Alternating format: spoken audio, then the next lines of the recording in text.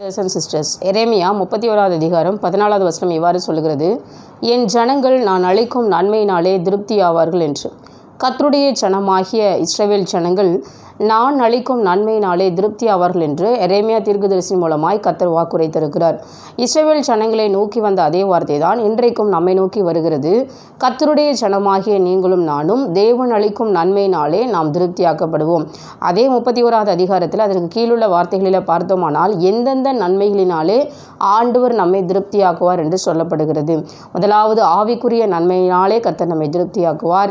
பூமிக்குரிய நன்மைகளினாலே கர்த்தர் நம்மை திருப்தியாக்குவார். ஆகவே நன்மை வரவில்லையே என்று சொல்லி அதிருப்தி ஆகிட விடாதபடி தேவனையே நோக்கி காத்திருக்கிறேனே, எனக்கு இன்னொரு நன்மை வரவில்லையே என்று சொல்லி காத்திருப்பீர்களே ஆனால் இன்றைய நாளிலே எரேமியா தீர்க்கதரிசியின் வார்த்தையை பிடித்துக் கொள்ளுங்கள். அவர் உங்களை ஆவிக்குரிய நன்மைகளினாலும் பூமிக்குரிய நன்மைகளினாலும் திருப்தியாக்க நம் தேவன் வல்லமையாளராக இருக்கிறார். Have a nice day. God bless you.